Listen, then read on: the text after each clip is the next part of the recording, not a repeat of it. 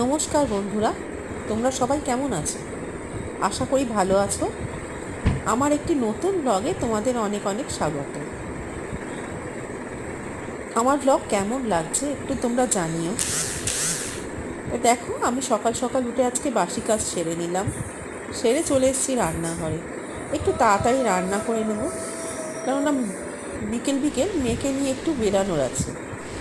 দেখো, ভাত ভাত হয়ে গেছে, এদিকে চিকেন কষা হচ্ছে, ওইদিকে লাউ চিংড়ি হচ্ছে, আর এই মাছটা হচ্ছে বাবার জন্য, কেননা বাবা তো চিকেন খায় না।